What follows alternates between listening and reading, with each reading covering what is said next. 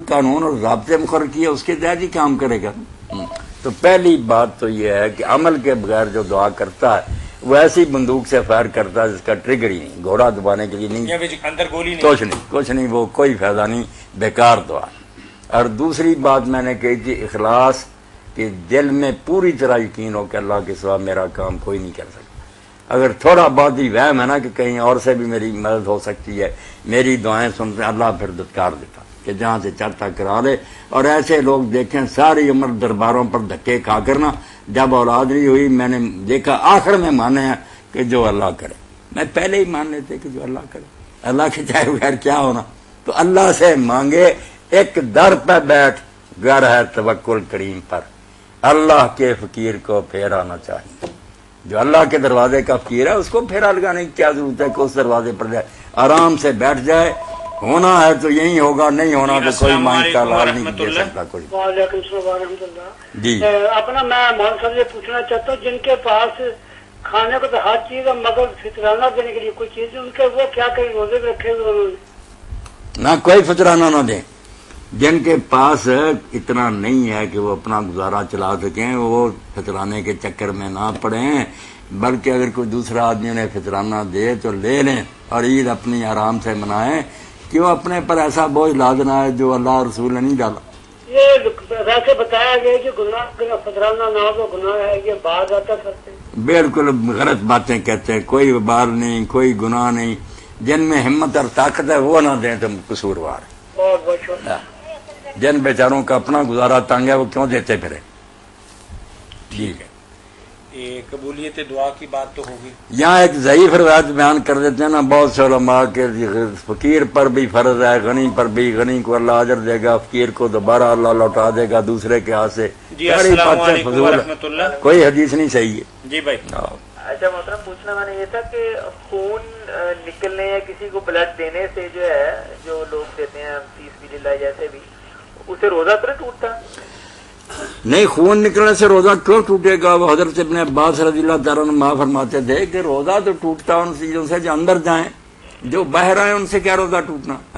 خون نکل گیا بہت اچھا ہو گیا, اور جو آپ نے کسی کو دیا بلڈ یہ تو ثواب بھی ہو گیا کہ کسی غریب کی جان بچائی. آپ رکیے ذرا مولانا سے. یہ ایک بات تو ہم نے پوچھ لی کہ بلڈ ڈونیٹ کرنے والے بندے کا تو روزہ برقرار رہے گا, لیکن جس بندے کو مولانا یہ بلڈ لگایا جا رہا ہے تو اس کے متعلق آپ کیا فرماتے ہیں؟ اس کا بھی ٹھیک ہے, کوئی بات نہیں. وہ تو آپ نے جو پہلی بات بتائی ہے کہ ایک چیز اندر اگر جائے گی تو شاید اس سے روزے کا کچھ نقص ہو, تو یہاں پھر ہم پوچھیں گے کہ بھی روزہ جو منافذ اصلی ہے نا قدرت نے راستے بڑھائے, منہ ہے, ناک کے ذریعے بھی منہ میں چلا جاتا ہے, ان سے جو چیز اندر جاتی ہے نا معدے میں چلی جائے ان سے روزہ ٹوٹتا. یہ انجیکشن وغیرہ یا مجھے بیڈ کارڈ ہے سام مجھے بچھو ڈس لے نہیں, بے شک وہ زہر سارے بدن میں سرات کر دے. اس لیے کلمۃ القوم پہلے انجیکشن پہ 100, یہ رسالہ جو علماء نے. یہ علامہ البانی صاحب نے کہا کہ مذہب حق یہی ہے کہ یہ ٹیکے وغیرہ جو ہے نا یہ کھانا پینا نہیں کہلاتے. ٹھیک, اگر لگایا تو درست. یہ بات واضح ہوگی بھائی. اگر کوئی روزے کا اثر ظاہر کرنے, روزے کا اثر ہی ظاہر کرنے کے لیے کوئی ایسی چیزیں کھاتا پیتا ہے نا انجیکشن وغیرہ, پھر سے روزہ رکھنے کی اس کی نیت ہی نہیں.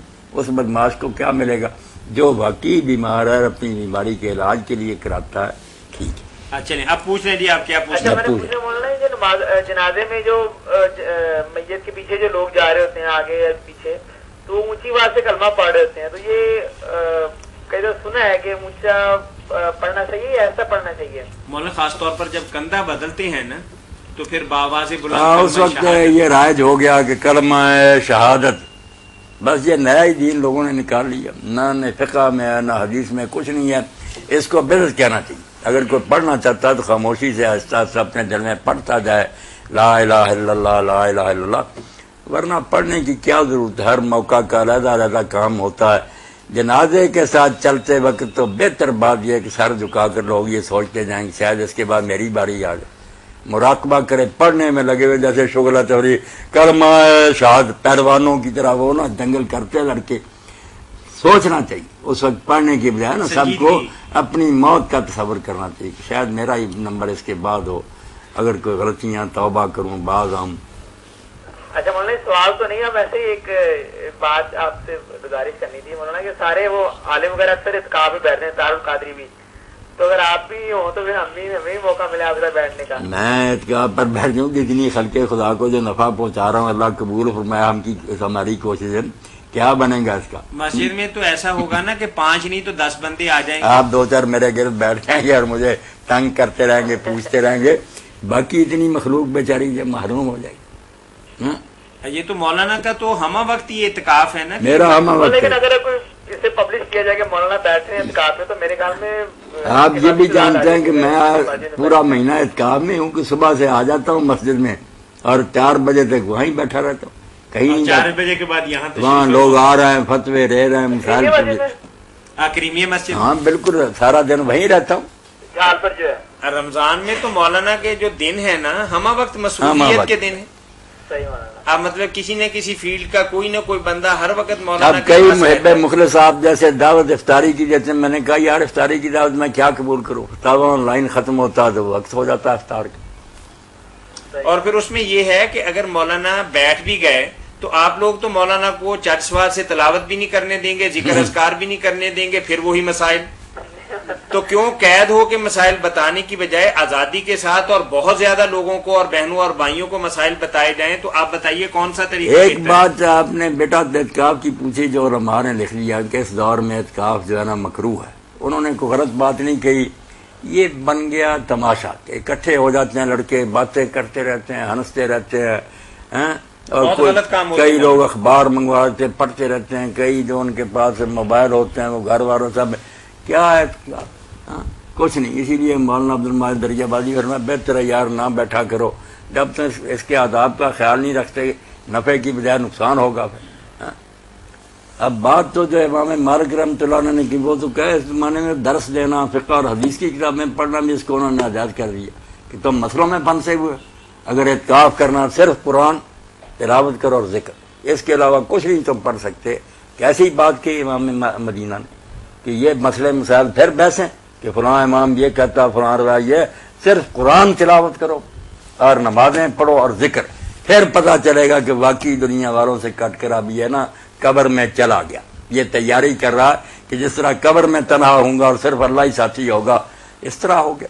اگر وہی شغل میلے رہے اور تفریح رہی کیا فائدہ ایسے کا. جی جزاکم اللہ خیر. آپ نے بہت خوبصورت بات بتائی کہ اعتکاف در حقیقت دنیا سے الگ تھلگ ہو کے اللہ کے ساتھ ایک تعلق اور اپنے من کے اندر ایک تصور یہ کہ میں سفر آخرت کے اندر اللہ کے ساتھ انس پیدا کرنے کے دل لگائیں یار کوئی ساتھی نہیں، پھر جو اسی کا ساتھ ہوگا بھول جائیں بچوں کو پھر سب. اچھا مولانا ہمارے ہاں جو شاعر دینیہ ہیں ایک سطح پہ جا کے تھوڑا سا ان کا تقدس خراب نہیں بلکہ بہت زیادہ پامال ہو جاتا ہے. یہ کال لیتے ہیں جی. السلام علیکم ورحمۃ اللہ. وعلیکم السلام سر. جی میں نے یہ مولانا صاحب سے پوچھنا ہے فتاوی آن لائن میں. ہاں ہاں. کہ مولانا صاحب نے ابھی کہا ہے کہ صرف اللہ سے مانگو. ہاں ہاں ٹھیک ہے، اللہ نے تو دینا ہی دینا ہے، تو اللہ نے وسیلہ نہیں بتایا. ہاں ٹھیک ہے مولانا وضاحت کرتے ہیں. بہت اچھی بات آپ نے پوچھی ہے، بہت اچھی بات میری بہن آپ نے بالکل بتائیں گے مولانا. وسیلے والی بات بڑی وضاحت کے ساتھ بتائیں. بہت اچھا ہو گیا. یہ دعا کا موضوع چل رہا نا، بات میری بہن دعا کی ہو رہی ہے. ایک مانگنا تھا، میں کہتا ہوں کسی سے مجھے 10 روپے دو، کسی ملازم سے کہتا ہوں گلاس پانی کا لے آؤ. یہ وہ دعا نہیں جس کی بات ہو رہی ہے. آپ تو سمجھدار ہیں. دعا کا مرحلہ آتا ہے جب اسباب جو ہے نا وہ بالکل بیکار ہو جاتے ہیں، مخلوق کی حد سے وہ بات آگے نکل جاتی ہے. کوئی فرشتہ نبی وہ کام نہیں کر سکتا، وہ صرف اللہ کے کرنے کا. جو مخلوق کے کرنے کے نا کہ میں ڈاکٹر کے پاس جاتا ہوں، شرک نہیں ہے. وہ ہو سکتا میرے سے گھٹیا ہو، ہندو ہو، سکھ ہو، میں اس پر لعنت بھیجتا ہوں، میں کوئی اس کا ادب تعظیم نہیں کرتا، مگر یہ دنیا کے کام لے رہا ہے. اس کی بات نہیں میری بہن ہو رہی، بات دعا کی ہو رہی. اسی لیے میں نے کہا تھا دعا کا موضوع کھولنا. دعا کیا کہ جب آدمی سمجھے کہ اس کو کسی اسباب کی ضرورت